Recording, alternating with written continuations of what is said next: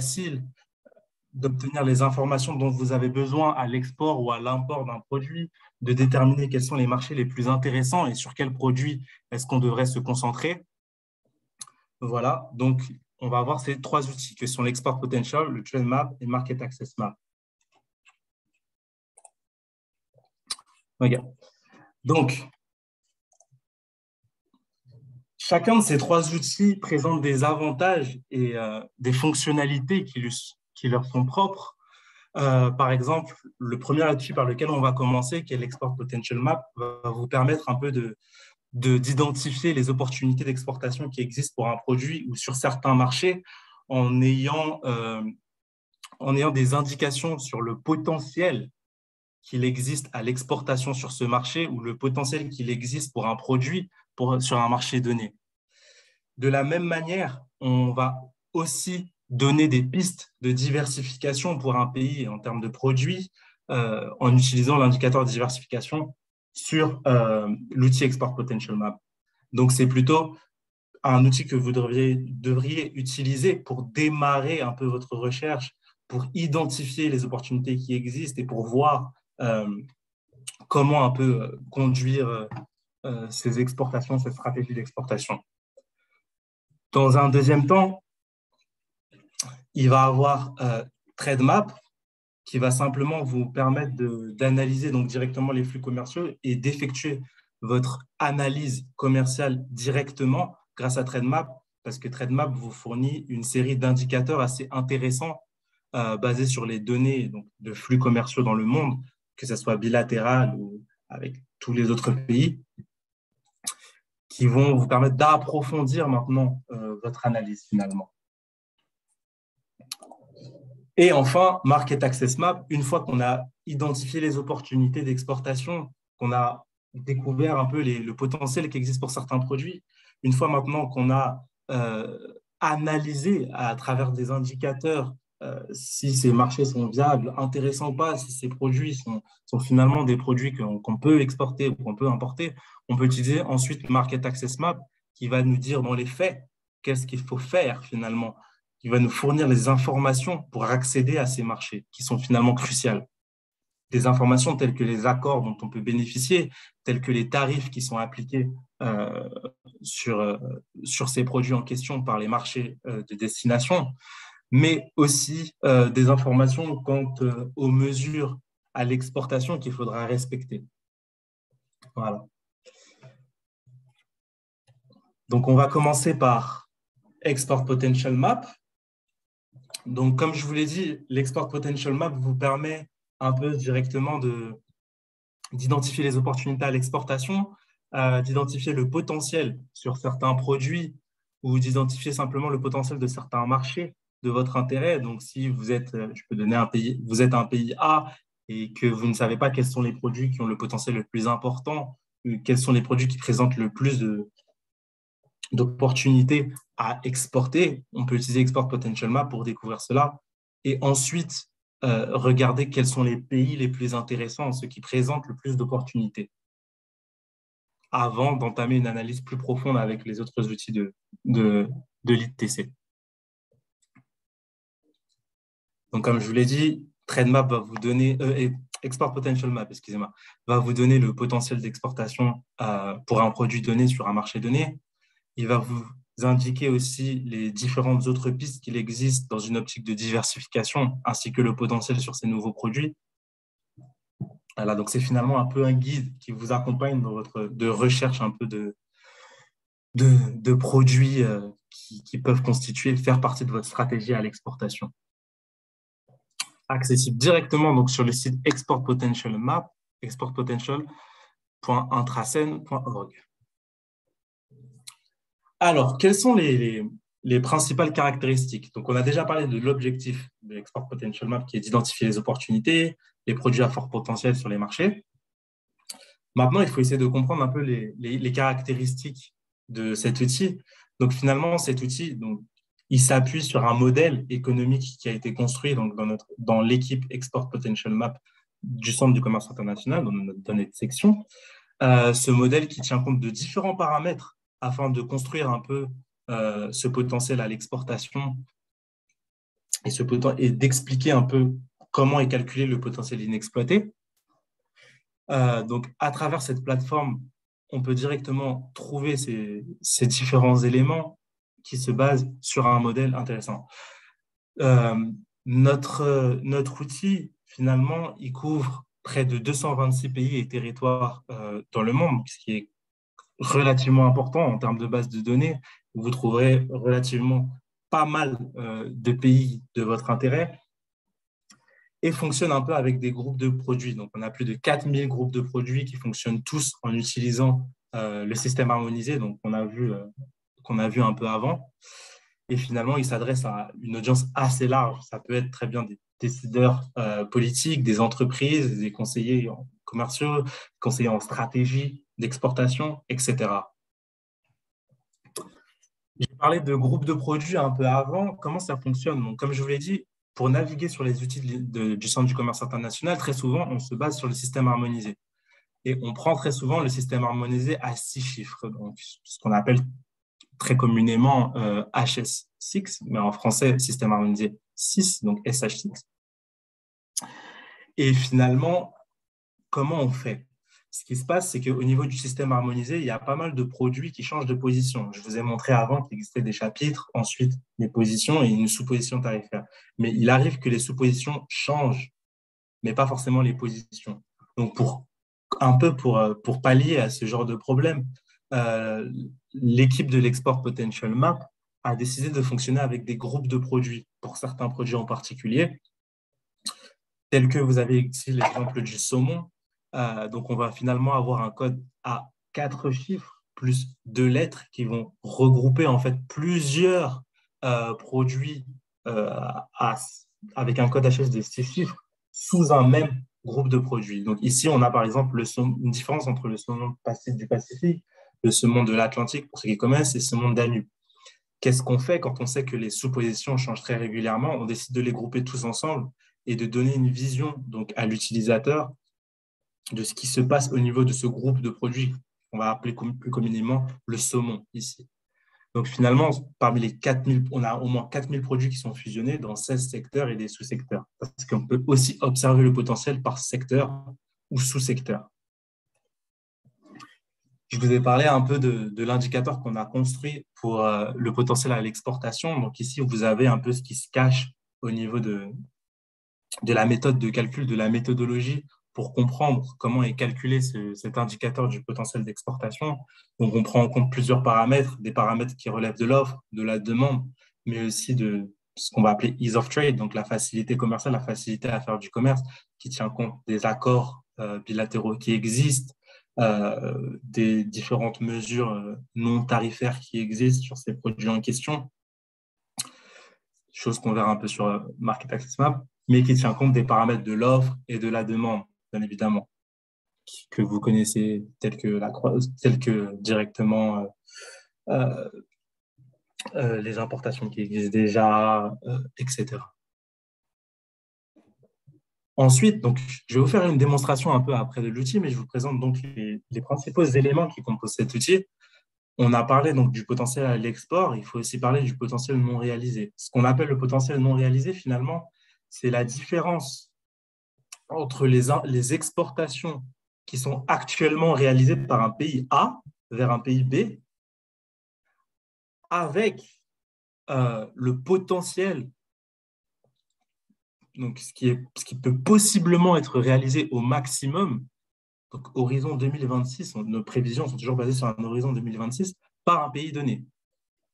Donc concrètement, ce que le pays exporte maintenant et ce qu'il pourrait exporter. Si vous faites la différence entre les deux, on obtient un peu ce qu'on appelle le potentiel non réalisé et c'est l'outil, c'est la matière principale sur laquelle l'utilisateur peut travailler un peu, puisque ce potentiel non réalisé, c'est ça qu'on cherche à comprendre, c'est ça qu'on cherche à exploiter finalement en utilisant cet outil. Lorsqu'on voit que les exports actuels d'un certain produit sont assez faibles, alors qu'il y a des possibilités, des opportunités qui existent, cela peut être très intéressant. Et ce potentiel non réalisé peut s'expliquer par de nombreux facteurs. Ça peut être simplement que pour l'instant, ce n'est pas un produit qui est très fortement demandé, mais qu'on attend une croissance de la demande pour ce produit, ce qui explique ce potentiel. Ça peut être qu'il y a assez peu d'informations qui sont disponibles sur ce produit pour accéder à ces marchés, ce qui fait que peu d'entreprises exportent ce produit vers ces marchés en question. Et d'autres frictions aussi qui peuvent clairement expliquer un peu la différence entre ce qui est actuellement réalisé et ce qui pourrait être réalisé, qu'on appelle donc le potentiel non réalisé. Donc voilà où se situe la marge de manœuvre un peu de l'audience qui est intéressée par l'utilisation de cet outil et ce qu'il peut apporter.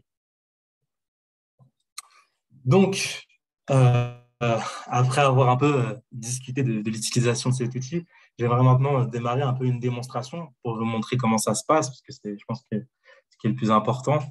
Donc, j'ai décidé de prendre un exemple qui peut parler un peu à tout le monde avec l'exportation de thon en conserve, donc de thon à l'huile, de Maurice vers les États-Unis. Donc, on a ici une donnée qui est assez importante. Donc, ça va être le code du système harmonisé de ce produit, donc le code du thon à l'huile, qu'on va utiliser directement sur l'outil pour essayer de voir quel est le potentiel.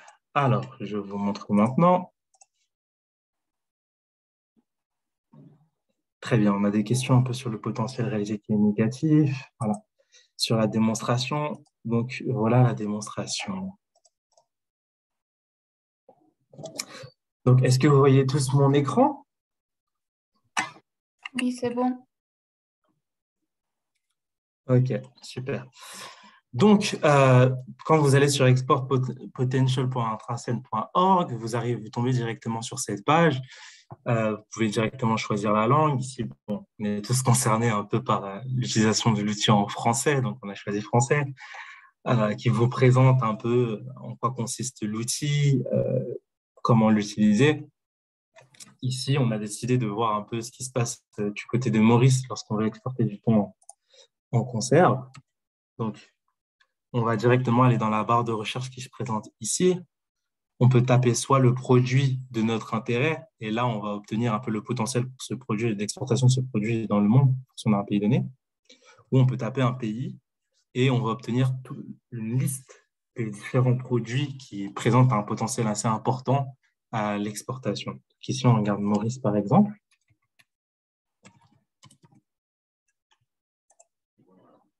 Voilà.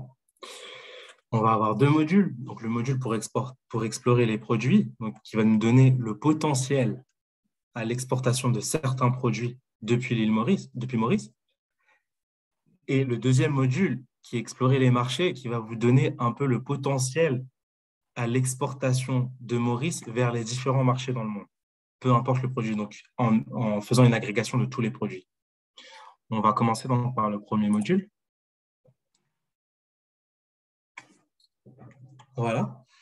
Donc, qu'est-ce qu'on obtient directement sur la page? Ici, on obtient finalement pour un exportateur de Maurice vers le monde, donc l'ensemble des pays du monde, les différents produits, une liste de différents produits qui présentent le potentiel le plus important, le plus intéressant. Donc, vous voyez, dans ce graphique, il y a plusieurs éléments à analyser finalement. On voit par exemple que les produits sont classés un peu par secteur. On voit que les couleurs correspondent à des secteurs. Par exemple, en orange, on a tout ce qui est des produits du textile et de l'habillement ici, ainsi que le potentiel pour chacun des produits différents, pantalons, les chemises, les t-shirts. Comment est-ce que ça se présente finalement? On a le produit en question.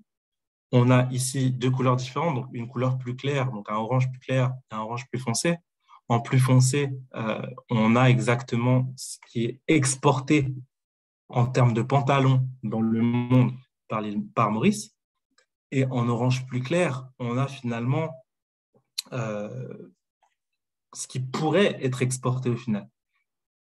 Donc, on voit que finalement, 51% du potentiel de Maurice pour exporter des pantalons est déjà exploité par Maurice.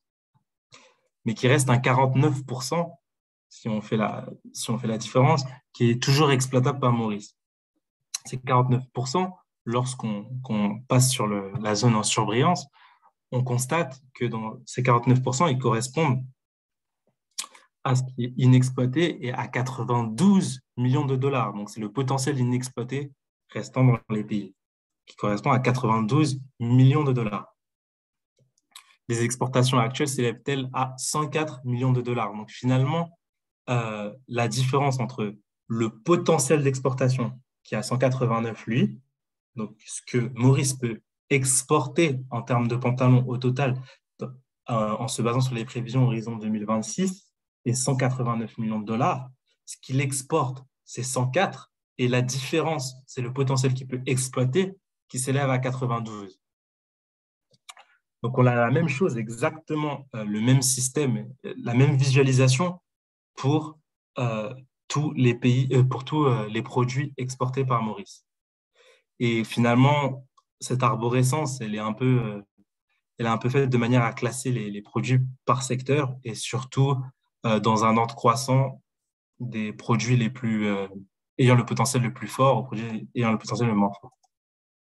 Il y a plusieurs types de visualisation. Ici, avec cette visualisation, on voit plus clairement la différence dont je vous parle, avec le rond blanc qui correspond pour chaque barre et chaque produit qui correspond à ce qui est exporté actuellement, la barre plus foncée qui correspond au niveau total du potentiel, donc le potentiel maximum horizon 2026. Bien évidemment, il peut sans doute être surpassé dans certains pays, mais c'est un cas particulier, donc on va parler un peu plus après. J'ai vu une question là-dessus. Et finalement, la différence entre les deux, donc c'est toute cette barre qu'on a qui correspond au potentiel exploité. Et finalement, c'est le chemin qui amène des exportations actuelles aux exportations probables, potentielles, maximales. Voilà. Et on l'a pour chacun des produits.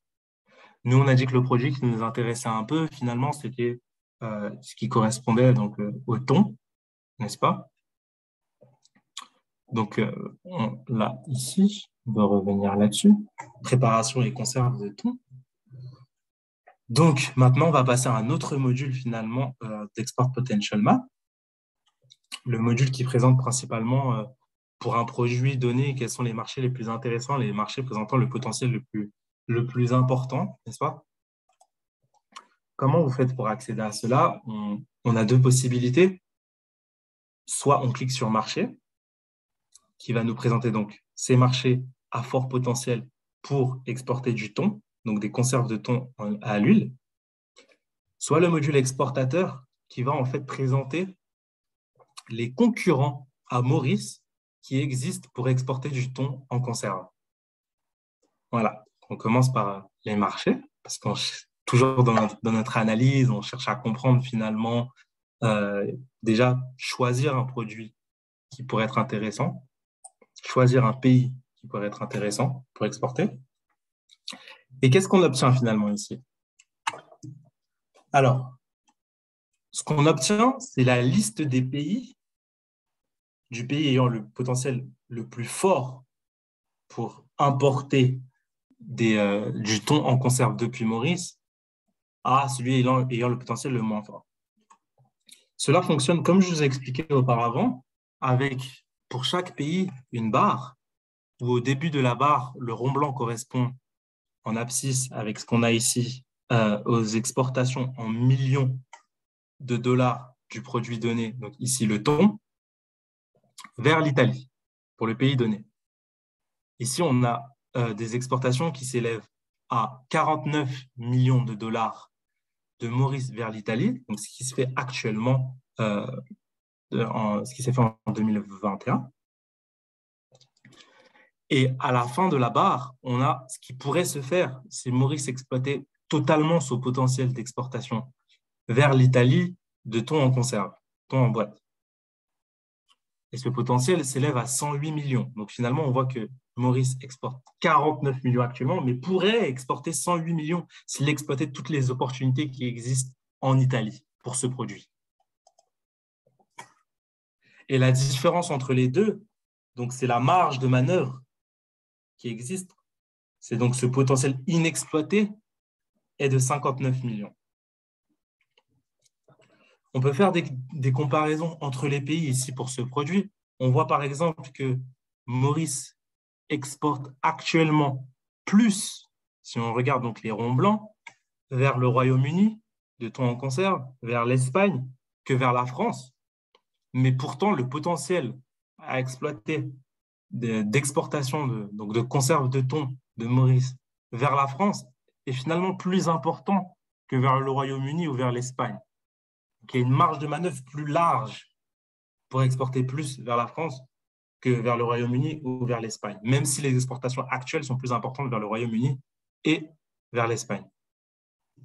Voilà, on le voit ici, donc avec les exportations actuelles sur lesquelles vous pouvez voir en France, qui sont de 22 millions, Royaume-Uni 62, Espagne 42, mais pourtant un potentiel total pour la France qui est de 96 millions de dollars, alors qu'on a 85 pour le Royaume-Uni ou encore 79 pour l'Espagne. Voilà.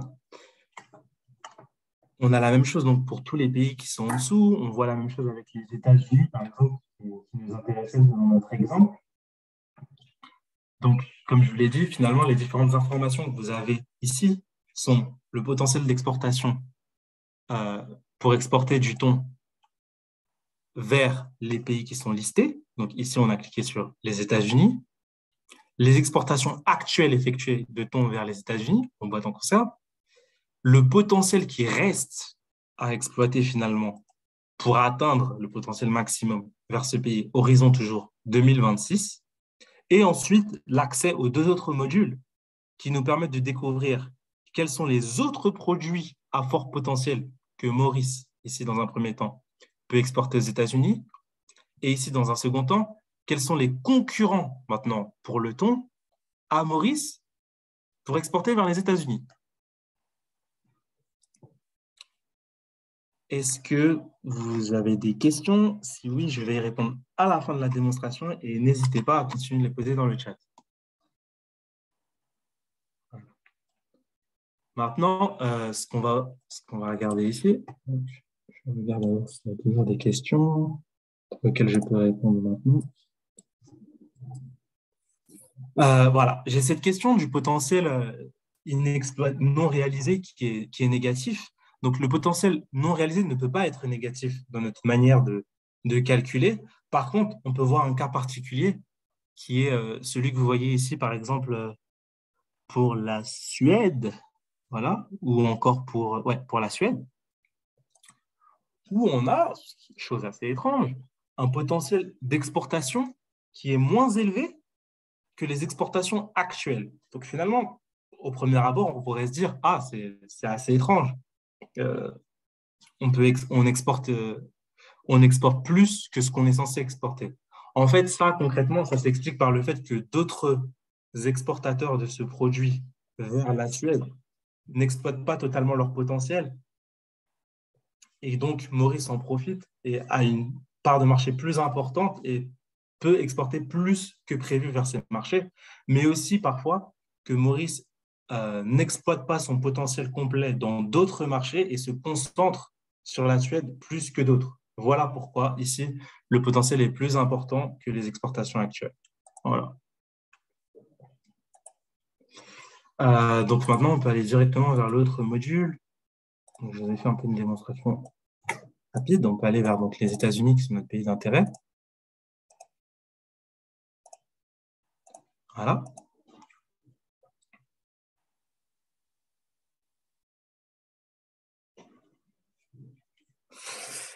Ici, quand on a cliqué sur ça, on voit, ça nous donne un peu un potentiel de diversification. On voit un peu les autres produits que Maurice peut exporter vers les États-Unis et qui présentent un potentiel important. Donc, on a le thon, on a ce qui est pantalon, on a les chemises, on a les t-shirts, etc. Voilà pour ce que je peux vous présenter un peu ici avec Export Potential Map pour un peu comprendre le potentiel à l'exportation. Juste la dernière chose que je peux vous montrer finalement qui vous donne une vision un peu plus d'ensemble, c'est un peu cet onglet qu'on peut utiliser donc d'analyse du potentiel d'exportation qui vous présente dans l'ordre croissant donc tous les marchés présentant le potentiel le plus fort.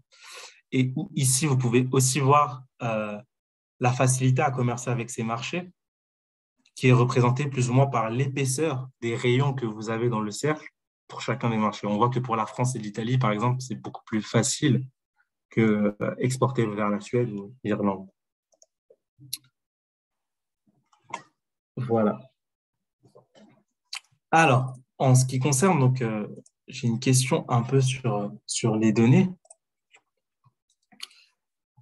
Concrètement, en ce qui concerne les données, l'ITC se base sur des données qui proviennent de TradeMap et aussi des données qui sont collectées au sein des différents pays qui nous fournissent les données. Et pour Export Potential Map, on a pas mal de données qui viennent de la base de données UNComTrade. Voilà pour Export Potential Map. Donc, qu'est-ce qu'il faut retenir finalement de cet outil?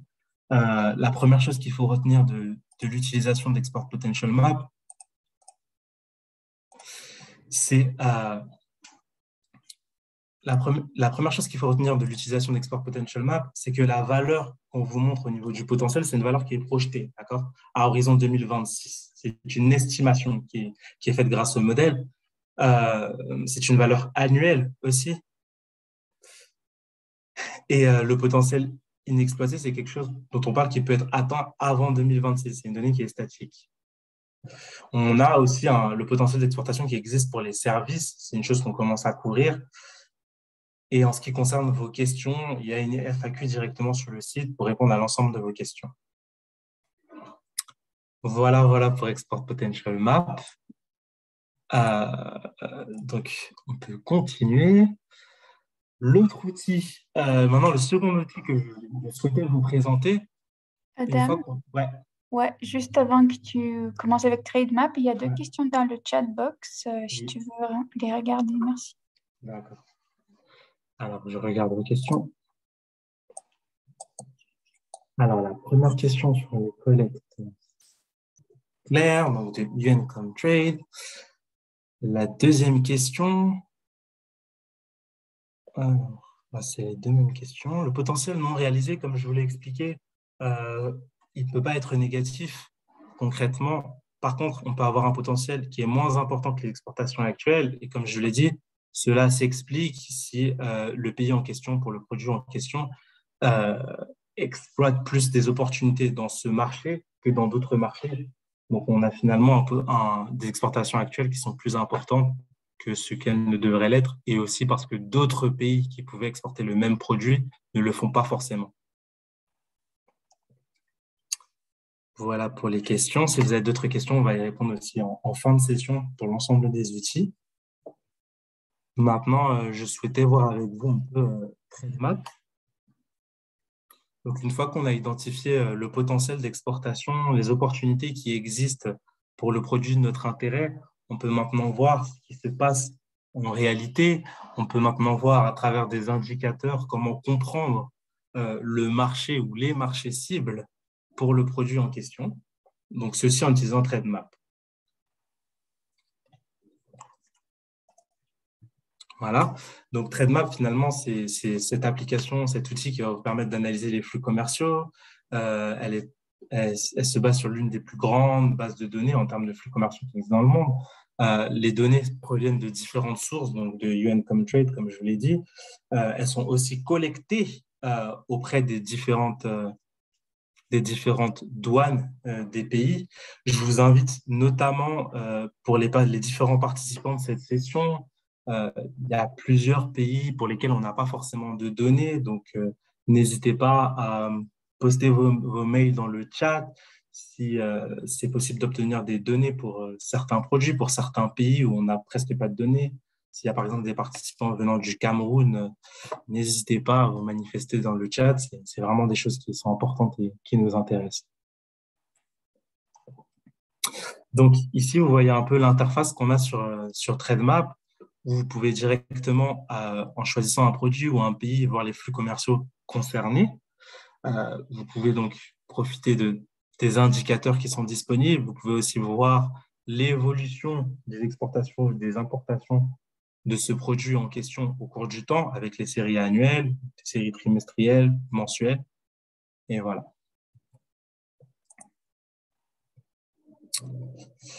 Alors, hop, je sais pas pourquoi on a fait ça. Okay. Voilà. Finalement, TradeMap, ça va vous permettre de répondre à plusieurs questions qui sont assez importantes. Euh, la première, c'est finalement, quelle est la demande pour mon produit? Une fois que j'ai identifié aussi les marchés à fort potentiel, quels sont ceux qui présentent finalement une croissance importante de la demande pour ce produit? Est-ce que aussi pour mon produit, ne serait-ce que dans le monde, il y a une demande qui croît de plus en plus? Est-ce que c'est un produit qui est prometteur? C'est quelque chose qu'on peut regarder avec TradeMap. Et quels sont actuellement les principaux importateurs, exportateurs de mon produit? Et dans ces pays-là, est-ce qu'il existe des entreprises que je pourrais contacter directement, soit des fournisseurs, soit des potentiels clients pour le produit de mon intérêt? Voilà, tout ça pour trouver finalement les marchés les plus attractifs, les marchés où il y a le plus de fournisseurs pour mon produit en tant qu'importateur, ou les marchés de destination en tant qu'exportateur. Pour répondre un peu à la question des données, de la couverture, donc caractéristiques de notre outil, finalement, avec TradeMap, on couvre plus de 220 pays dans le monde, et ce depuis maintenant près de 20 ans. La couverture des données fonctionne avec une collecte des données auprès des pays qui nous rapportent directement des données sur le commerce international de leur pays, tant les exportations que les importations. Et pour les pays qui ne rapportent pas, on utilise un peu une méthodologie qu'on va voir dans la suite. Finalement, on couvre plus de 5000 produits, 5300 produits, avec toujours en utilisant le système harmonisé. Et nos principales sources de données sont donc la base de données de la Division statistique des Nations Unies et, comme je vous ai dit, de manière bilatérale, les autorités nationales, notamment la plupart du temps le département des douanes de chaque pays qui nous fournit les données de commerce international du pays en question que l'on collecte et donc qu'on affiche directement sur notre outil. À quelle fréquence maintenant, ça peut être une de vos questions, à quelle fréquence est-ce qu'on met à jour ces données? Alors, en fonction des données, il y a une fréquence différente pour mettre à jour les données. Toute l'année, par exemple, en ce qui concerne les lignes tarifaires des produits, on les met à jour régulièrement en fonction des données qu'on reçoit. En ce qui concerne donc, le commerce du service, donc la particularité du commerce du service qui est aussi couvert par TradeMap, les données sont mises à jour 2 fois par an. Donc, on va aussi voir un peu rapidement, on peut voir des données sur le commerce des services. Et les indicateurs qui sont construits, qui sont calculés à partir des données disponibles sur l'outil, sont mis à jour de manière donc 4 fois par an presque. Voilà, donc pour tous les produits au niveau au niveau du système harmonisé ACI. Voilà, ainsi que les tarifs qui sont directement pris de notre autre outil Market Access Map. Comme je vous l'ai dit, maintenant, en termes de données, on a 2 types de données différentes dont on peut profiter sur TradeMap en fonction de la collecte qui a été effectuée en termes de données. D'abord, on a ce qu'on appelle les données directes.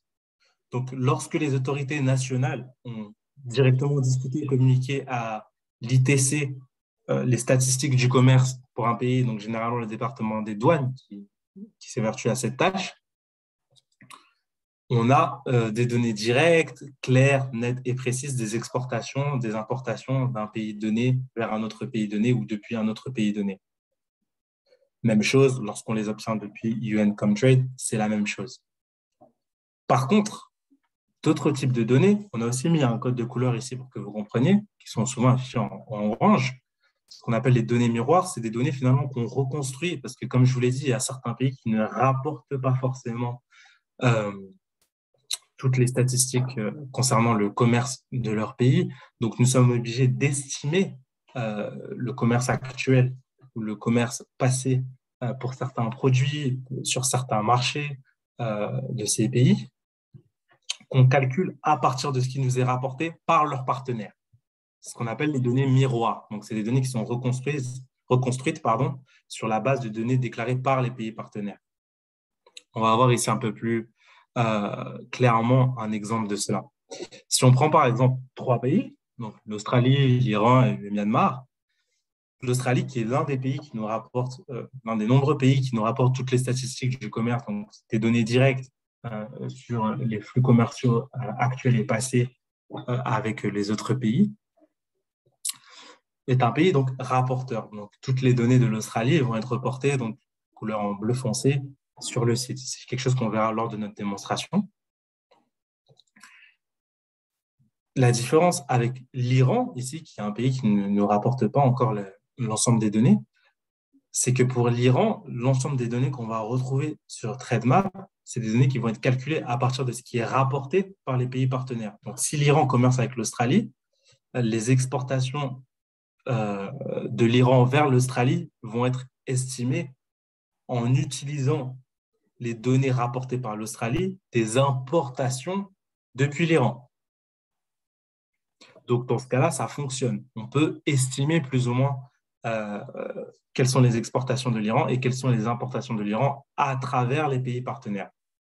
Par contre, dans le cas où on cherche à déterminer et à connaître les données du commerce entre deux pays qui ne nous rapportent pas de données, là, il est impossible d'afficher pour nous sur Trademap les données du commerce. Car clairement, on n'a pas d'informations ni d'un pays ni de l'autre. Les deux pays ne rapportent pas. Et là, vous allez avoir en rouge l'explication, la donnée qui est très souvent rapportée à zéro pour dire qu'on n'a pas les données pour le produit en question sur le marché en question. Voilà. Donc, vous avez ici un peu ce que je vous ai expliqué. Donc, on voit ici dans un premier temps en violet, donc c'est ce qu'on appelle une agrégation un peu des pays rapporteurs et non rapporteurs pour un produit donné sur un marché donné. En rouge, on se base sur la base commerciale. Donc très souvent, lorsqu'il va y avoir un déficit commercial d'un pays envers un autre pour un produit donné ou pour le commerce dans sa globalité, on va avoir le chiffre marqué en rouge et lorsqu'il s'agit d'un excédent commercial, il va apparaître en bleu foncé. Ici, en jaune orange, on a les données miroirs dont on a discuté un peu auparavant. Donc, vous savez, c'est finalement ces données lorsqu'on a un pays rapporteur et un pays non rapporteur et qu'on estime.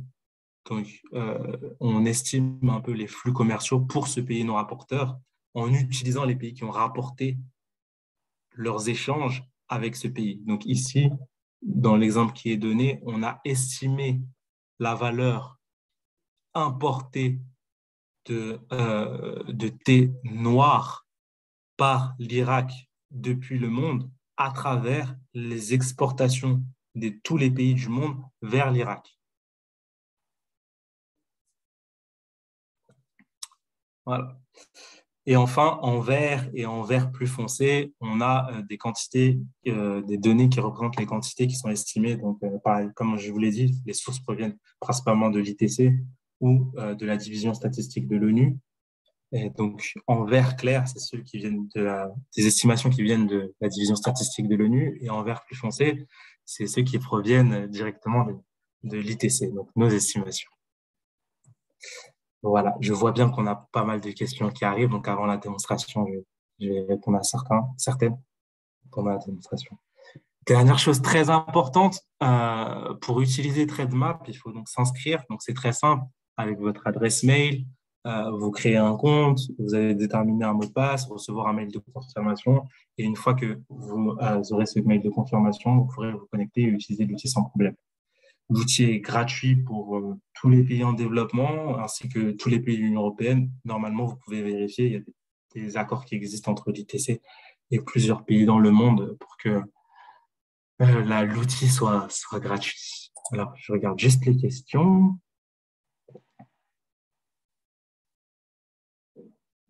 Oui, alors, donc j'ai des questions sur l'accès aux données.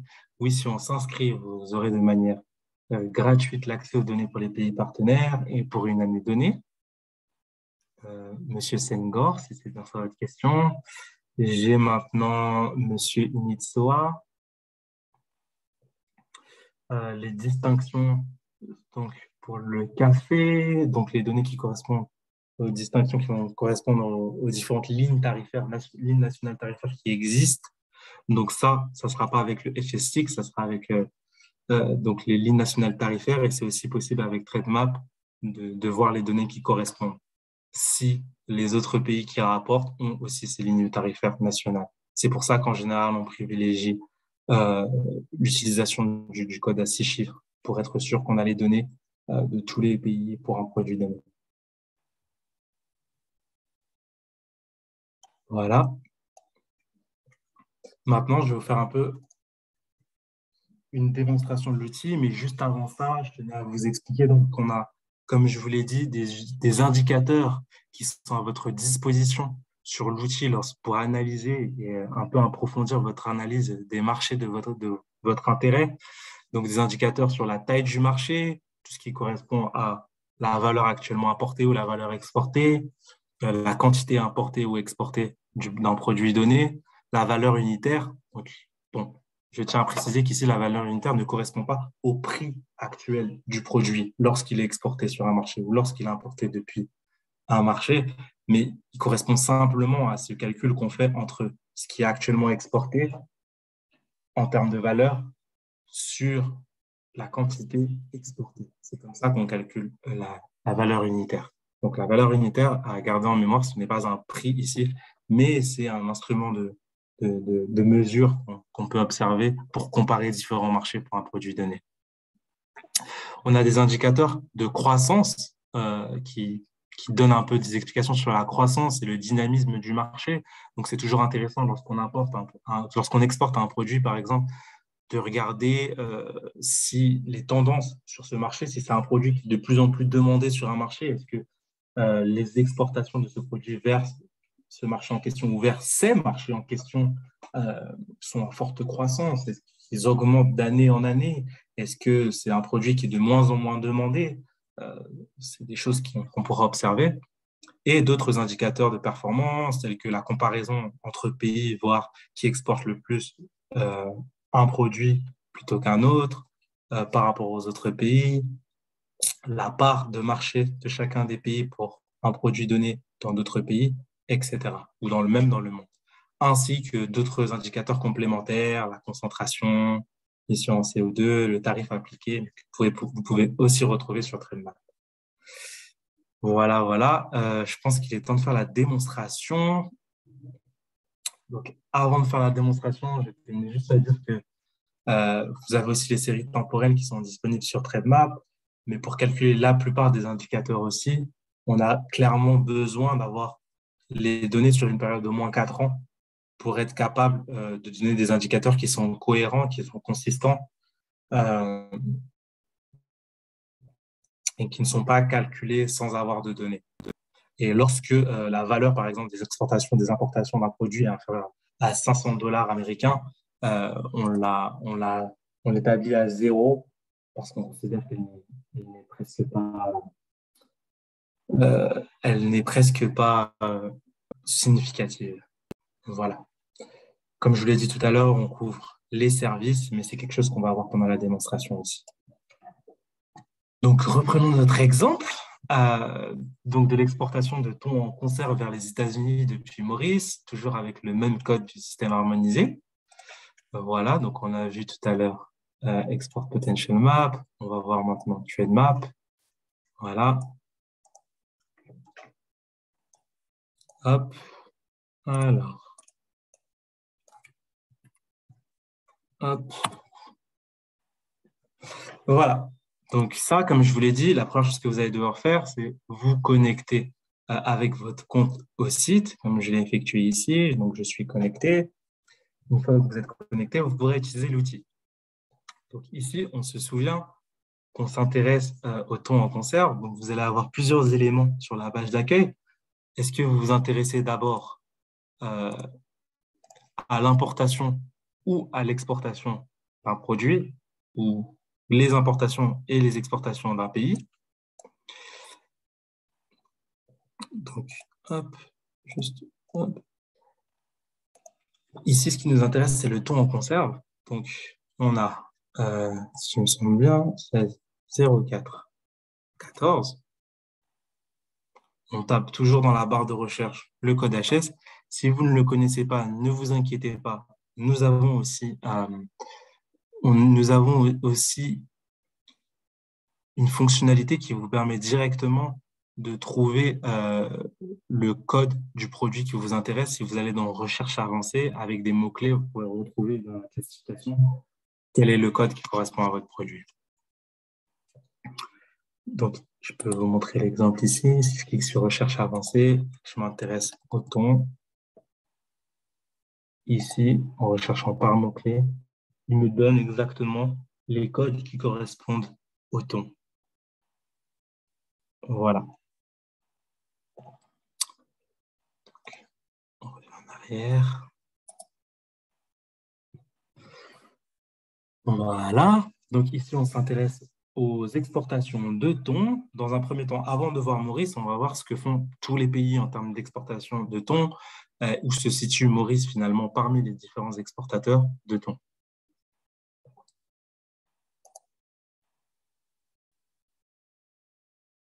Ici, on va ici directement.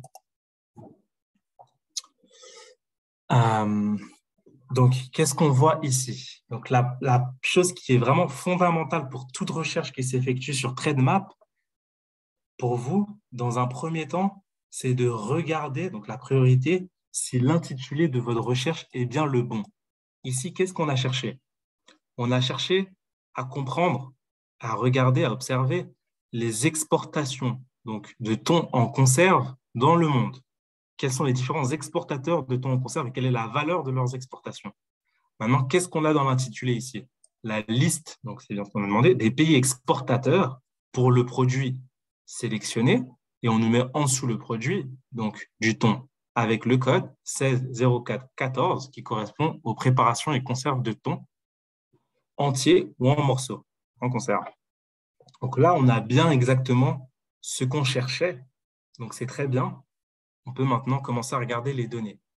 Les données s'articulent de la manière suivante.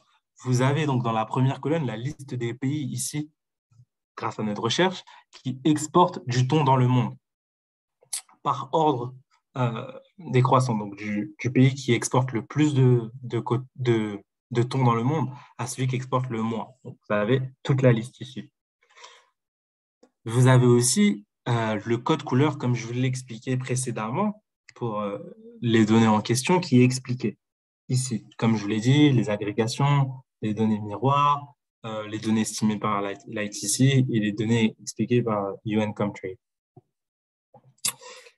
Qu'est-ce qu'on voit? Tout à l'heure, on s'est intéressé à Maurice. Maintenant, on voit le classement un peu finalement des plus gros exportateurs de thon en conserve dans le monde. Et on voit la valeur totale qui est exportée dans le monde. Première ligne, qui correspond à la ligne monde et qui est en violet, comme je vous l'ai dit, qui est une donnée agrégée, c'est le total des exportations de thon en conserve dans le monde, en valeur et en dollars américains. Voilà. Et on voit ici la liste des pays qui exportent du thon en conserve. Apparemment, le plus gros exportateur de thon en conserve ici est la Thaïlande, qui fait partie du top 3 avec l'Équateur et l'Espagne. On retrouve Maurice un peu dans le top 15, donc, qui est quand même un exportateur conséquent de thon dans le monde. Et surtout, ce qui va nous permettre d'établir notre analyse, c'est les différents indicateurs qui sont à notre disposition ici. On voit ici que les exportations totales de thon de Maurice dans le monde s'élèvent à 224 millions de dollars. Je dis millions ici parce que tous les chiffres qui sont exprimés dans cette colonne sont en milliers de dollars US. Donc, 224 milliers, enfin 224 milliers de milliers, ça fait donc 224 millions de dollars US en valeur pour les exportations de Maurice vers le monde pour le thon. Donc, on voit que Maurice est un exportateur net. Pourquoi je dis net? Parce que comme je vous l'ai dit tout à l'heure, lorsque les données sont en bleu comme ça dans la balance commerciale, c'est qu'on a un excédent net dégagé pour les exportations de ce produit vers le reste du monde. Donc, c'est un exportateur net de thon. On a tout on a tous les différents indicateurs que ITC met à votre disposition, tels que la quantité qui est exportée, l'unité pour la quantité, qui peut être aussi changée si vous le désirez, la valeur unitaire, donc qui va finalement être le thon exporté en valeur rapporté à la quantité de thon exporté. On va avoir le taux de croissance qui vous permet un peu de voir la tendance qui se dégage. Donc, dans les années précédentes, on a eu un peu des exportations à la baisse de thon de Maurice vers le reste du monde. Et on a la part de marché, finalement, dans le monde de Maurice pour ce produit qui s'élève ici. Donc, on a 2,8% du thon exporté dans le monde qui est exporté finalement par Maurice. Voilà. Maintenant, si on cherche à comprendre pour un exportateur en particulier ce qui se passe, quels sont ses principaux clients, etc., depuis cette vue, on clique sur l'exportateur. Donc, tous les pays que vous voyez avec un hyperlink ici, sur lesquels vous pouvez cliquer en bleu. Lorsque vous cliquez sur eux, vous allez avoir directement la vision des différents clients finalement dans le monde de ce pays pour ce produit. Encore une fois, on vérifie si c'est ce qu'on a dit. Donc, en lisant l'intitulé de la recherche, donc ici on a la liste des marchés importateurs de thon depuis Maurice, comme on l'a demandé en cliquant, en 2020. Et on a bien le produit qui nous intéresse, c'est le thon. On voit bien ici, chose qui était confirmée dans Export Potential Map, si vous vous souvenez, que l'Italie est un importateur très important et un importateur net de thon depuis Maurice, pardon. Tout comme le Royaume-Uni, les Pays-Bas, l'Espagne, la Finlande, les États-Unis aussi qu'on avait vu précédemment. Et on voit la valeur exportée par Maurice vers ces différents pays qui sont classés donc, du pays qui importe le plus de thon depuis Maurice à celui qui en importe le moins. Et on a la possibilité de les comparer avec les indicateurs qu'on a ici. Donc, de manière assez simple, avec la valeur, en regardant si c'est des importateurs nets ou pas. On peut aussi regarder donc d'autres indicateurs qu'on n'a pas vus tout à l'heure. Donc, je vous ai dit, les indicateurs se classent en différentes sections. On a ce qui est l'indicateur de la taille du marché, donc la valeur importée de ce produit pour chacun des pays, la quantité, etc. On a les indicateurs qui correspondent un peu à la performance effectuée, à la croissance. Donc, à la performance, on a donc, le taux de croissance, on a la part on a la part des exportations totales de Maurice que représente le pays listé. Ici, on voit que dans l'ensemble des exportations de l'île Maurice vers le monde, l'Italie représente 9,5% des exportations de l'île Maurice, de thon de l'île Maurice dans le monde. Donc 9,5% des exportations de l'île Maurice de thon vont vers l'Italie. C'est comme ça qu'on peut interpréter directement ce chiffre. Même chose pour tous les chiffres qui se situent dans cette colonne pour chacun des pays. On a le taux de croissance donc, qui indique aussi finalement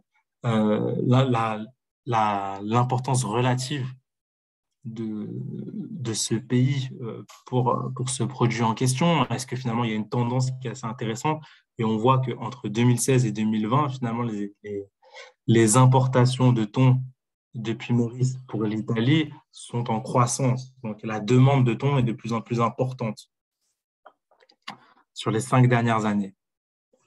Voilà. Et ensuite, on a des indicateurs qui sont plus complémentaires, comme la distance pour comparer un peu entre les différents pays, ou aussi la concentration. Concentration, c'est simplement, finalement, ça revient à regarder, est-ce que pour Maurice, lorsque Maurice exporte vers l'Italie, est-ce qu'il y a de nombreux concurrents sur le marché qui exportent aussi le thon vers l'Italie? Et si oui, quelle est leur part de marché en Italie pour ce produit? Pour voir si finalement Maurice est dans un monopole, si Maurice a finalement pas mal de concurrents, une concurrence un peu oligopolistique, etc. Donc, si on clique sur l'un des pays, l'un des clients, finalement, l'une des destinations des exportations de thon de Maurice, qui est les États-Unis, qui est le pays d'intérêt, on voit ce qui se passe aux États-Unis. Donc, Maurice n'est pas seul à exporter aux États-Unis. On regarde encore notre intitulé, liste des exports, enfin, liste des produits importés par les États-Unis pour le produit donné, donc du thon. On voit que Maurice en fait partie. Donc, Maurice est l'un des principaux fournisseurs de thon aux États-Unis. C'est partie du top 10 des fournisseurs, au même titre que tous ceux qui sont au-dessus et en dessous de lui. Et ce qui nous intéresse, c'est finalement quelle est la part de marché de Maurice ici, qu'on peut observer dans les importations des États-Unis. On voit que Maurice ici à 3,1% des importations de thon des États-Unis proviennent de Maurice ici. Et le fournisseur numéro 1, c'est la Thaïlande, qui, elle, représente plus de la moitié des importations de thon des États-Unis. Voilà un peu pour ce qui est de TradeMap. Vous avez un peu les indicateurs, d'autres indicateurs, comme je l'ai expliqué, de performance, de taille du marché, que vous pourrez explorer directement. Voilà, je pense que ici j'ai fait un peu le tour pour TradeMap. Si vous avez des questions, n'hésitez pas dans le chat. Je vois qu'il y a une question. Parfois, vous n'arrivez pas à cliquer sur l'onglet Entreprise. Alors, l'onglet Entreprise que je n'ai pas trop expliqué, c'est l'onglet qui vous permet, sur chacun des marchés, ici on a cliqué sur le marché américain pour le thon, de regarder comment on s'intéresse ici aux clients, quels sont les clients potentiels qui sont disponibles sur TradeMap pour le poisson en fonction de notre produit. Ici, on parle du poisson, voilà, par exemple. Et une liste d'entreprises et leurs contacts. Parfois, si cette liste n'est pas disponible, c'est simplement qu'il n'existe pas d'entreprises collectées par l'ITC pour le produit donné qui sont disponibles sur le site. Voilà. Mais très souvent, il y a quand même pas mal d'entreprises qui sont listées sur le site dont vous pouvez profiter en tant qu'entreprise exportatrice, ou parfois vous pouvez aussi trouver des fournisseurs en tant qu'entreprise importatrice. Voilà pour TradeMap. Si vous avez des questions, je vais y répondre en fin de session. Donc, on a vu finalement avec TradeMap un peu, on a vu directement comment établir une analyse un peu du marché de notre intérêt, pour le produit de notre intérêt. Après avoir utilisé Export Potential Map, on regarde plus en profondeur ce qui se passe au niveau des différents marchés, on les compare. Et maintenant, le dernier élément de comparaison, ça va être l'accès à ces marchés, puisque c'est bien beau d'avoir trouvé un marché qui est intéressant, présente un fort potentiel, mais est-ce que je peux vraiment exporter dans les faits vers ce marché? Est-ce que c'est compliqué ou est-ce que c'est assez facile d'exporter vers ce marché? C'est quelque chose qu'on va voir avec l'outil suivant, qui est Market Access Map. Donc, Market Access Map, c'est finalement l'outil qui va vous permettre de découvrir, de trouver les informations relatives à l'accès au marché qu'on a choisi, au marché qu'on cible, l'accès en termes de tarifs. Est-ce que les tarifs douaniers appliqués sur le produit qui nous intéresse sont élevés? Comparer l'accès entre les pays, comparer les exigences qui sont requises par les pays pour pouvoir exporter notre produit vers ces pays. Tout ça, c'est des choses qu'on va pouvoir observer avec Market Access Map. Avec les 4 modules de Market Access Map, le premier module va vous donner une vision globale des marchés, de l'accession à ces différents marchés en vous donnant les tarifs, les recours commerciaux qui existent, des exigences en termes d'exigences à l'exportation ou à l'importation qui existent. Voilà. Le deuxième module va vous permettre de comparer l'accès entre les marchés. On a vu dans la liste, si on a un exportateur de Maurice, qu'on cherche à exporter du thon, qu'on peut l'exporter très bien vers les États-Unis ou la France, que c'est assez intéressant. Maintenant, est-ce que l'accès au marché américain ou au marché français est le même? Est-ce que c'est aussi facile d'exporter vers la France que d'exporter vers les États-Unis? Ça, c'est quelque chose qu'on peut observer en utilisant cet outil. Et enfin, l'analyse, donc c'est une chose un peu plus poussée, c'est une fois qu'on a comparé, une fois qu'on a regardé un peu les différentes exigences qui sont requises par ces pays, on peut maintenant rentrer plus en profondeur dans l'analyse.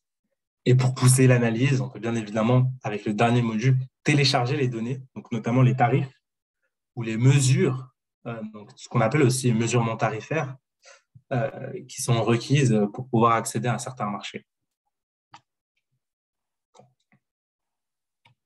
Okay, pas de questions pour l'instant. Donc, l'accès au marché, j'ai un peu expliqué ce que c'était. Donc, lorsqu'on cherche à exporter nos produits vers un marché donné, on prend toujours l'exemple de Maurice ici, on va regarder quelles sont les conditions qui régissent maintenant ces exports. Donc, la première condition, c'est le tarif, c'est-à-dire quel est le droit de douane qu'on va payer finalement pour notre produit, pour être capable d'exporter notre produit vers un certain pays, pour être capable d'accéder à ce pays-là avec notre produit, d'entrer sur ce marché. Et afin d'entrer sur ce marché, il y a aussi des mesures qu'on appelle des mesures non tarifaires qui vont expliciter ce à quoi le produit doit se conformer une fois qu'on a payé le tarif douanier, s'il y a un tarif douanier, ce à quoi on doit se conformer pour exporter notre produit. Ça peut être de différents types de mesures qu'on va voir un peu dans la démonstration. Donc, comme je vous l'ai dit, sur MacMap, vous voyez les tarifs et les conditions, d'autres conditions en dehors des tarifs, donc les mesures non tarifaires qui régissent clairement l'accession au marché.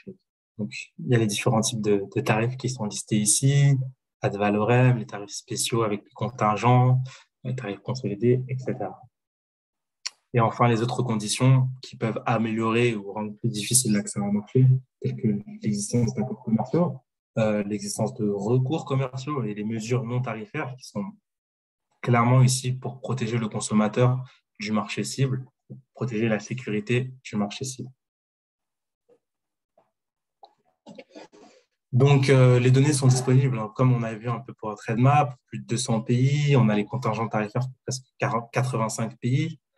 On a finalement ce qu'on appelle des équivalents ad valorem, que je vais vous expliquer plus tard, qui permettent de comparer différents tarifs entre eux lorsqu'ils ne sont pas de la même nature.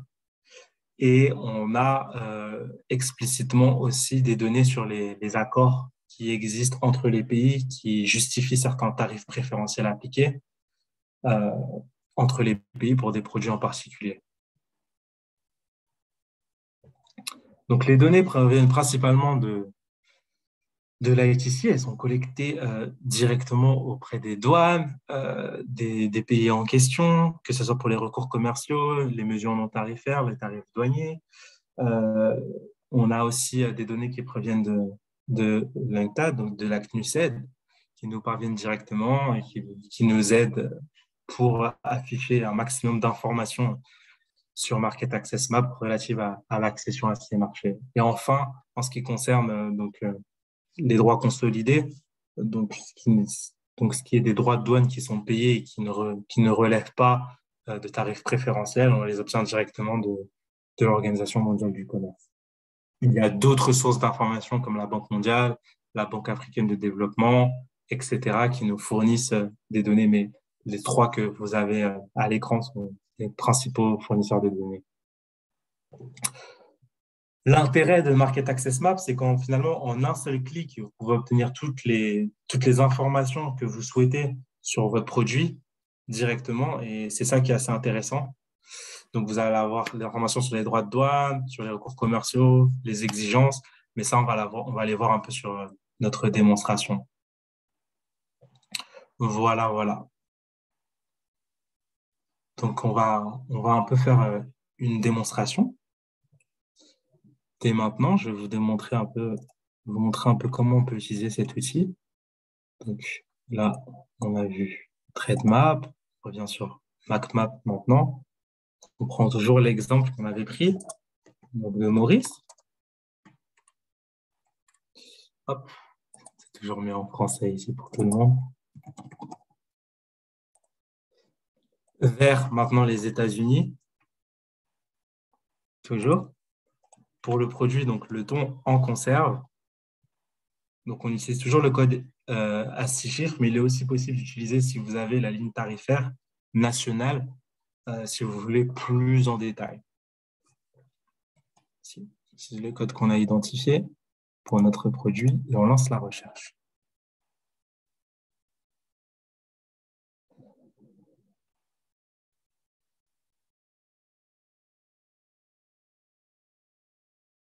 Hop.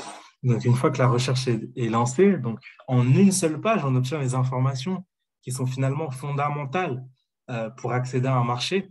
Donc, lorsqu'on va accéder au marché américain en tant que Mauricien, qui exporte du thon en conserve, donc du thon à l'huile en conserve, d'abord, la première chose, c'est quel est le droit de douane qui est appliqué pour mes produits, pour mon produit exporté vers les États-Unis.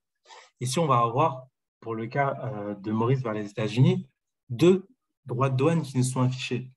Le premier, il correspond au droit de douane, donc pour tous les membres de l'Organisation mondiale du commerce, de la nation la plus favorisée. Donc, c'est un droit de douane qui est finalement, qui bénéficie à tous les pays membres de l'Organisation mondiale du commerce et que tous les membres de l'organisation ne peuvent pas excéder, ils ne peuvent pas appliquer un droit de douane pour ce produit qui est supérieur à 35% pour tous les pays membres. C'est le même pour tous les pays membres. Par contre, ils peuvent appliquer un tarif qui est moins important que ce tarif qu'on appelle de la nation la plus favorisée s'il existe un accord de libre-échange entre le pays d'où on exporte et le pays vers lequel on exporte. Ici, entre Maurice et les États-Unis, on voit que Maurice bénéficie de l'AGOA pour exporter son produit vers les États-Unis. Et grâce à l'AGOA, Maurice bénéficie d'un tarif nul, donc de 0%, pour exporter vers les États-Unis du thon à l'huile en conserve, qui est bien plus intéressant que celui de la nation la plus favorisée. Finalement, on a une marge préférentielle de 35%, ce qui est assez énorme ici. Pour essayer de comprendre, bon, ici, MacMap vous a présenté directement le fait que Maurice fait partie de cet accord, mais si vous êtes intéressé pour savoir quels sont les autres pays qui font partie de cet accord, sous ici l'accord, vous avez des informations complémentaires. Donc, il vous dit quand est-ce que l'accord est rentré en vigueur, quels sont les pays membres de l'accord, donc de l'AGOA, etc. Le type d'accord, la portée de l'accord, et il vous donne aussi le texte de l'accord que vous voyez ici, le chapitre pour les règles d'origine. Si vous cliquez sur en savoir plus, vous allez être redirigé vers l'un de nos autres outils. On vous donne aussi des informations sur les recours commerciaux qui existent. Donc, est-ce qu'aux États-Unis, il y a des mesures protectrices qui sont établies pour le thon qui est vendu aux consommateurs américains? Et si on voit qu'il n'y en a pas, donc ça rend les choses un peu plus faciles pour les Mauriciens qui exportent vers les États-Unis. Non seulement ils bénéficient d'un accord commercial avec l'AGOA, donc avec un tarif préférentiel de 0%, mais en plus, il n'y a pas vraiment de recours commerciaux qui constituerait un obstacle supplémentaire pour exporter vers les États-Unis. Et enfin, une fois qu'on a vu les mesures tarifaires et les mesures non tarifaires qu'on retrouve ici, qui correspondent directement aux mesures que doivent respecter les exportateurs de Maurice vers les États-Unis lorsqu'ils exportent du thon à l'huile en conserve. On prend par exemple un exemple avec tout ce qui concerne l'étiquetage. Donc, comment est-ce que je dois étiqueter mon produit, ma conserve de thon lorsque j'exporte vers les États-Unis? C'est quelque chose qui ne relève pas des tarifs, mais s'il n'est pas respecté, le pays en question, donc Maurice, ne pourra pas exporter vers les États-Unis. Parce que pour bénéficier d'un accord, comme celui de l'AGOA, il faut respecter tout, toutes les mesures non tarifaires explicitées dans cet accord. Ici, on prend l'exemple des mesures qui sont relatives à l'étiquetage. Si on prend un exemple ici, on nous dit que pour toute boîte de thon en conserve exportée depuis Maurice vers les États-Unis, il faut que cette boîte explicite clairement le nom du produit sur l'étiquette, qu'elle explicite le pourcentage de tous les éléments qui composent ce produit sur l'étiquette, donc l'huile, la teneur, je sais pas, en matière grasse, etc., etc. Ça explicite aussi les langues, en quelle langue, etc. L'étiquetage doit être effectué. Est-ce qu'on veut juste que toutes les informations relatives au produit soient explicitées uniquement en anglais? Est-ce qu'on veut qu'il y ait d'autres langues qui apparaissent, etc. Voilà. Donc ça, c'est ce qui correspond aux mesures non tarifaires relatives à l'étiquetage. Mais il y a plein d'autres types de mesures non tarifaires qui existent. Et ici, on vous explicite 77 mesures auxquelles un exportateur de thon doit se conformer pour être capable de bénéficier d'AGOA et d'exporter vers les États-Unis à un tarif nul finalement. Mais ceci requiert de se conformer à l'ensemble de ces exigences. Donc ça, dans un premier temps, on a l'exigence qui correspond, que vous voyez dans la première barre ici, les exigences qui correspondent à ce produit en particulier, donc au thon. Et maintenant, pour tous les produits exportés vers les États-Unis, il y a aussi des exigences fondamentales auxquelles il faut se conformer, qui sont explicitées ici, qui sont aussi des mesures non tarifaires. Traitement par le froid, par exemple, donc tout ce qui va être de rupture de la chaîne du froid ou pas pour le produit en question. Voilà, donc ça, c'est principalement ce qu'on doit voir avec Market Access Map. Je sais qu'on a dépassé un tout petit peu le temps, donc je vais prendre un peu les questions qu'il y a sur l'utilisation de l'outil. Alors, quelle est la similitude entre TradeMap et Export Potential Map entre ces deux outils? Alors, sur les deux outils, vous pourrez clairement voir, par exemple, vous avez vu que sur Export Potential Map, vous pouviez voir la valeur qui a été exportée pour un produit donné ou pour un pays donné vers un autre pays. C'est des données qui sont disponibles plus en profondeur sur TradeMap que sur Export Potential Map, mais sur Export Potential Map, vous l'avez. Mais l'intérêt d'Export Potential Map, c'est qu'il est complémentaire à TradeMap. On regarde Export Potential Map pour identifier les opportunités avant de se lancer dans TradeMap et de vérifier maintenant, de comparer maintenant les opportunités entre elles à l'aide d'indicateurs concrets.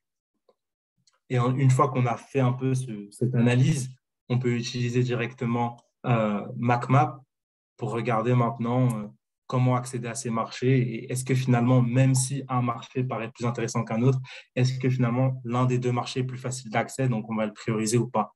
Finalement, ces trois outils sont très complémentaires dans votre analyse et vont vous permettre de pousser votre analyse très en profondeur. C'est ça qui est très important. Voilà.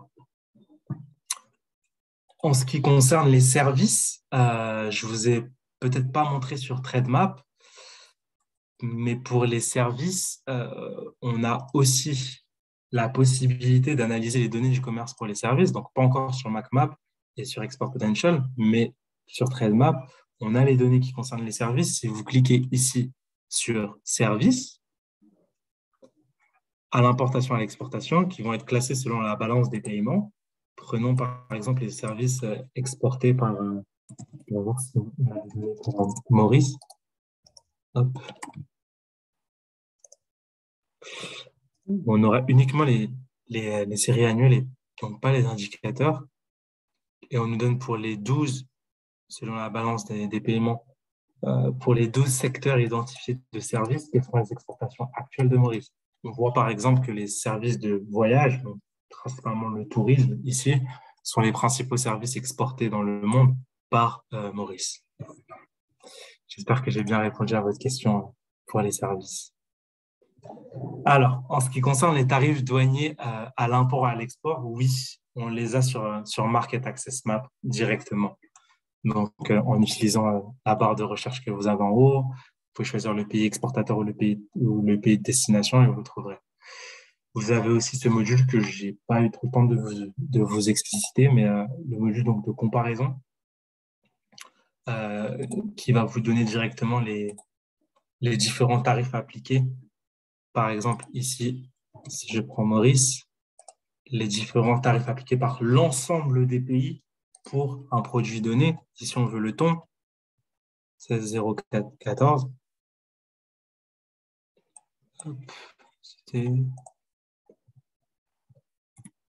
Ici, on veut le thon. Donc, on va avoir en fait finalement pour Maurice, quels sont les pays qui appliquent les tarifs les plus élevés finalement pour les exportations de thon de Maurice. Regardons ici, ça peut répondre à votre question.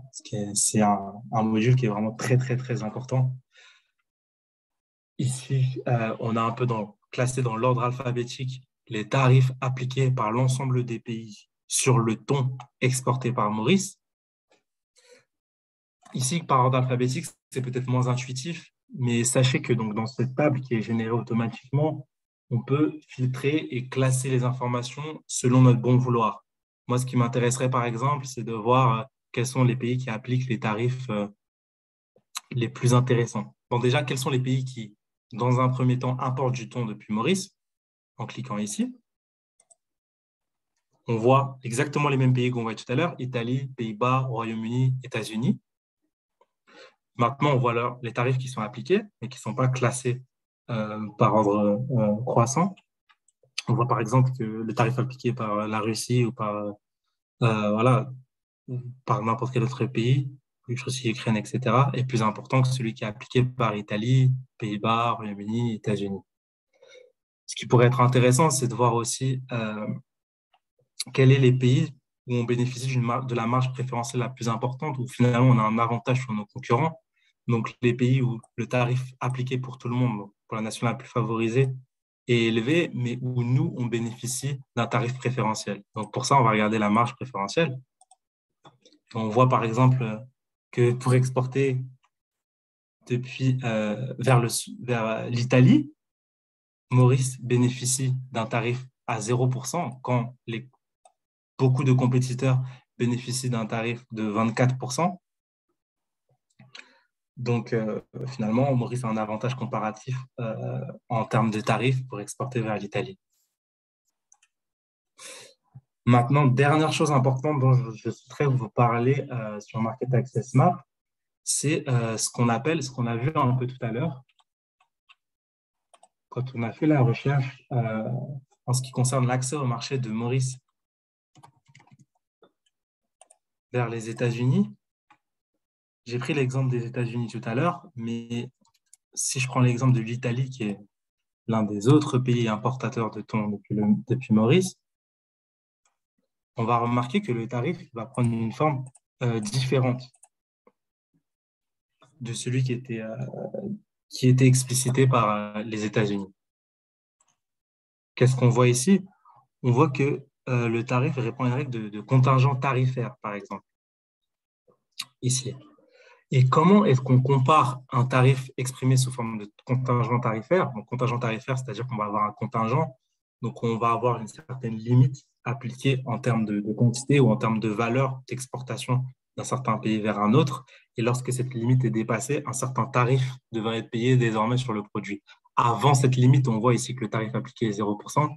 Et une fois cette limite dépassée, cette limite qui est de 8000 tonnes, le pays devra payer un tarif qui est de 24% pour exporter ce produit vers l'Italie. Mais comment on compare ce tarif-là avec le tarif qui était appliqué par les États-Unis? C'est là qu'intervient la valorem équivalent qui est calculé par l'ITC sur un Market Access Map et qui vous donne finalement, qui calcule en fait un indicateur qu'on appelle ad valorem équivalent ad valorem,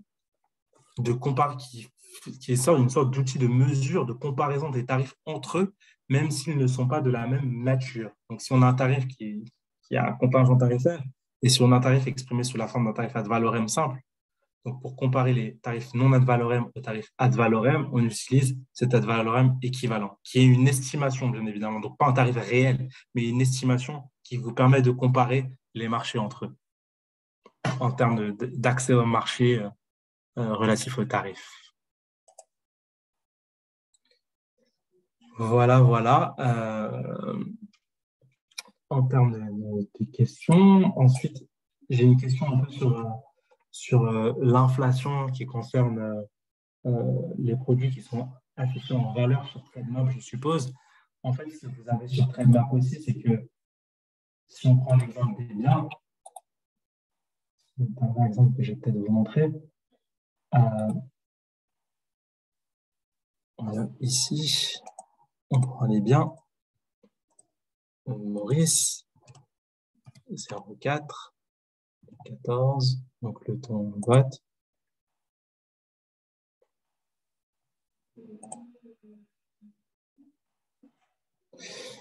Hop, on a les indicateurs.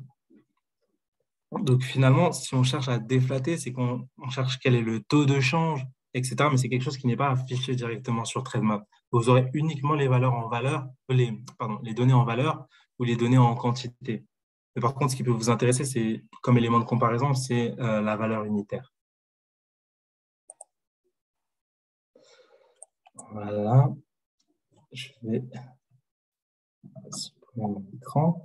Donc, si vous avez des questions, on a un peu dépassé le temps, mais si vous avez des questions, n'hésitez pas dans le chat et je peux répondre à l'ensemble de vos questions directement ici. J'espère que ça a été assez clair pour vous. Et s'il y a des choses qui demeurent toujours un peu floues, n'hésitez pas à m'envoyer un mail et n'hésitez pas à me poser la question ici directement. Oui, la présentation vous sera envoyée à la fin. Donc, on a toutes vos adresses mail normalement pour les participants au webinaire.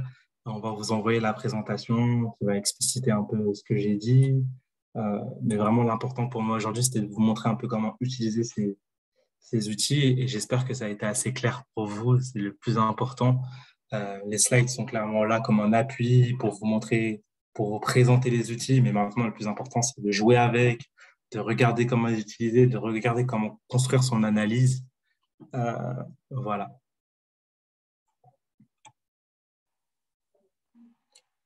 Donc, est-ce qu'il y a d'autres questions?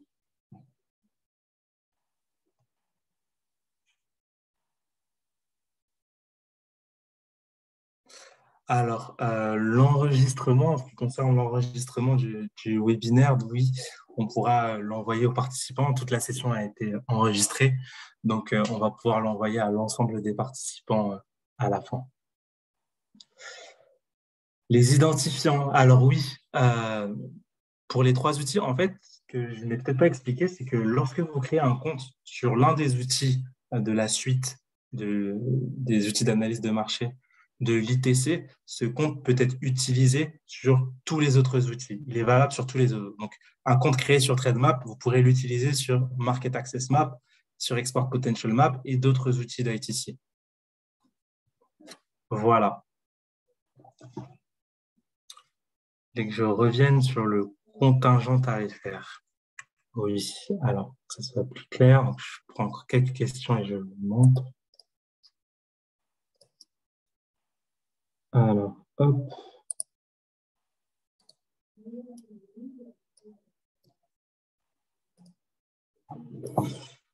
Bien sûr, contingent tarifaire. Alors, je vais vous expliciter ça très rapidement. Donc, ici, on avait bien une exportation de thon vers l'Italie, n'est-ce pas, depuis Maurice. Les informations qui sont disponibles pour nous, c'est d'abord quels sont les différents régimes tarifaires qui existent pour ce produit vers l'Italie. On en a 2. Le premier, c'est celui qui est appliqué à toutes les nations qui font partie de l'Organisation mondiale du commerce. Donc, celui de la nation la plus favorisée qu'on a. C'est comme ça qu'on l'appelle. Qui est établi à 24% et soumis à un contingent tarifaire. Donc, celui qui nous intéresse. Et le deuxième, celui qui est le plus intéressant pour un exportateur, mais pour lequel il faudra aussi se conformer aux mesures non tarifaires requises, c'est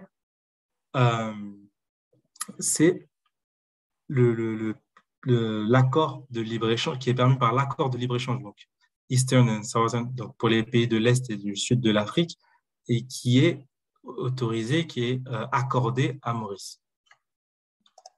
Nous, on va s'intéresser ici au premier, parce que c'est ici où il y a le contingent tarifaire, et la question se porte là-dessus.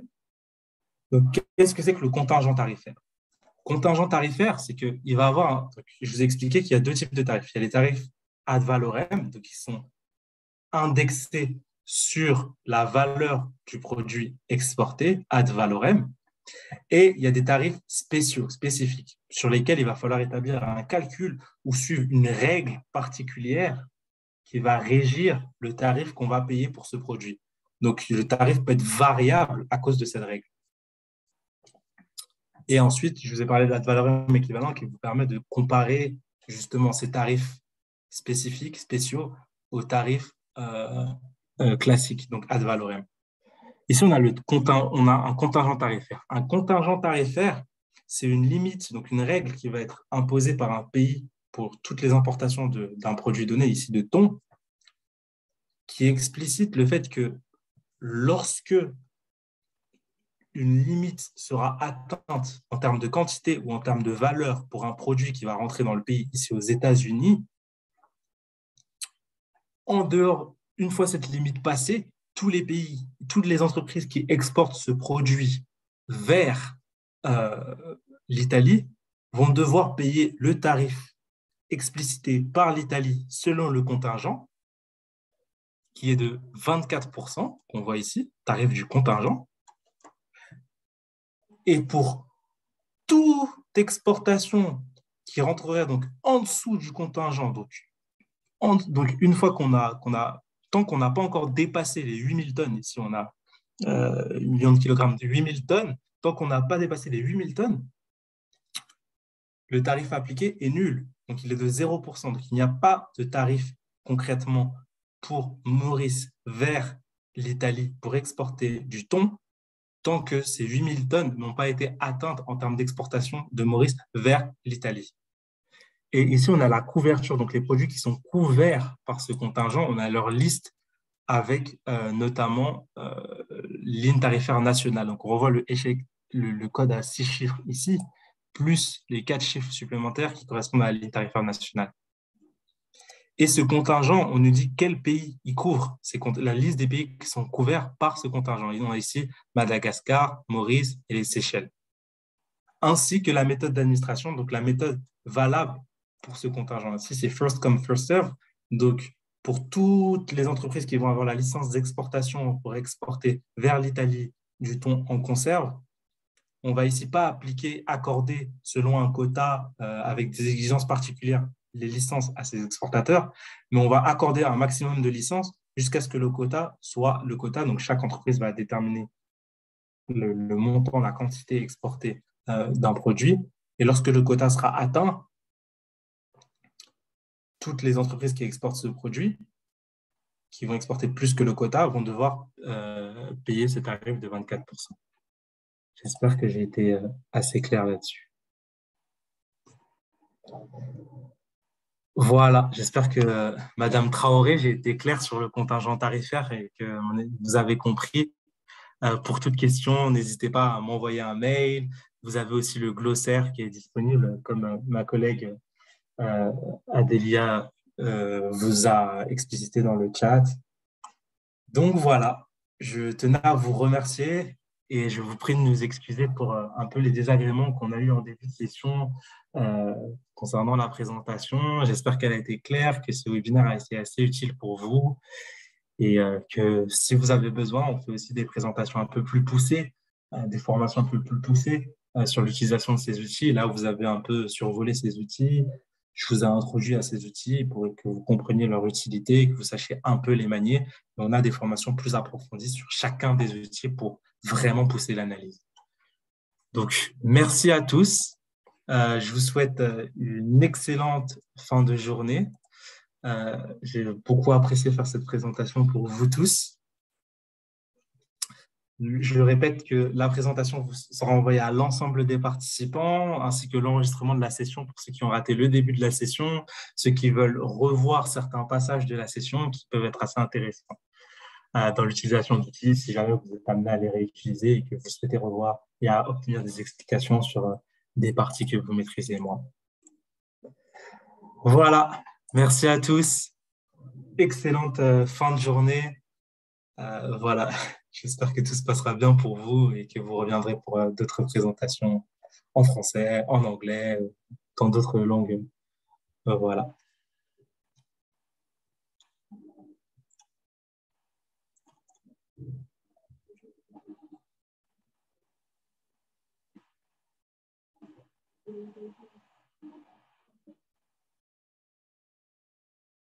Merci aussi à ma collègue Adélia qui m'a soutenu durant cette présentation, qui a répondu un peu à vos questions parfois de temps en temps. C'est grâce à elle que certaines questions sont remontées. Donc, merci à elle. Merci Adam et merci à tout le monde de nous avoir rejoints aujourd'hui. Bonne journée. Adam, tu peux arrêter le recording aussi. Yes. Yes.